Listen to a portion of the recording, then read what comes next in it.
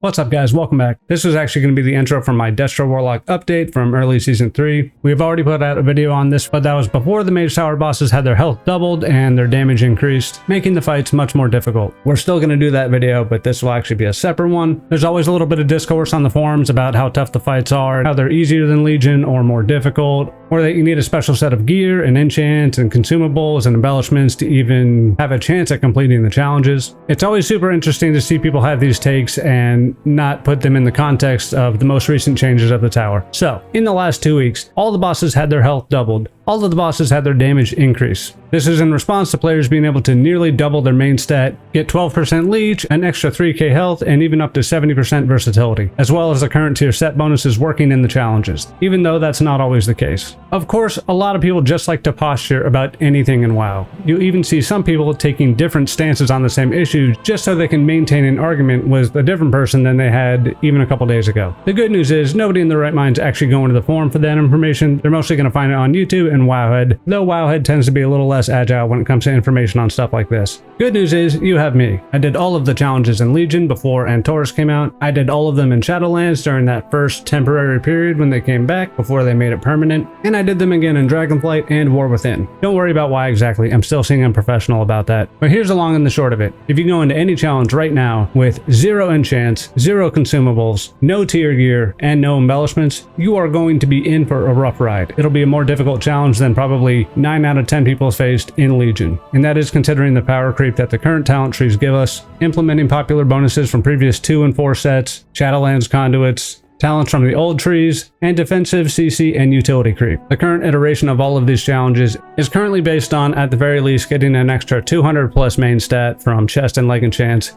having an extra 3k or so HP from leg and boot enchants, having an extra 12% leech from cloak and bracer enchants, and having the current tiers 2 and 4 set bonuses active. Legacy tier bonuses are always inactive in the Mage Tower, but at the very least in War Within, they've more frequently allowed the current tier set bonuses to work than not. There's also a method of obtaining 70% versatility and additional consumables you can use to give yourself an even easier time after that, but I do think having that versatility on top of the 5 enchants mentioned kind of outweighs the increased boss health and incoming damage.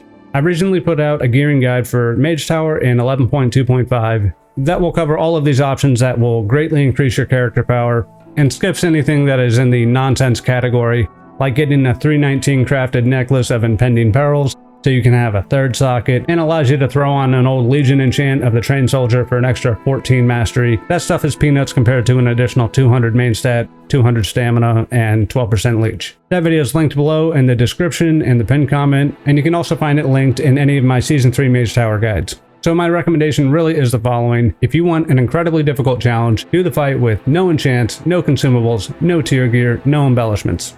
At that point, I think you're going to find a pretty unfair but still likely doable version of any of these challenges. If you want to have a reasonable time, you should have a Crystalline Radiance on your chest, a Stormbound or Charged Armor Kit on your legs, Defender's March on your boots, Leeching Fangs on your cloak, Armored Leech on your bracers.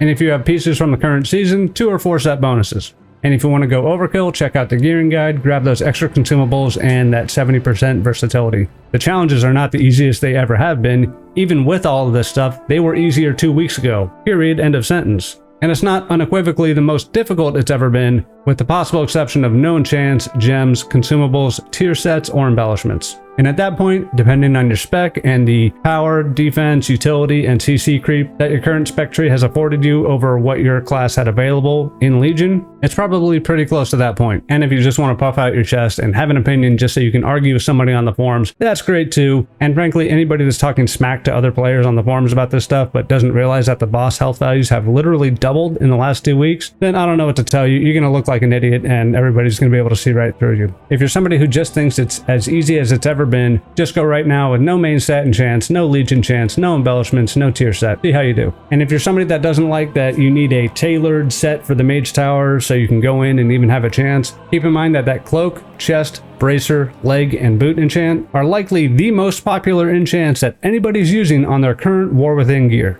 The mission statement or goal of my guides is always going to be to help as many people as I can.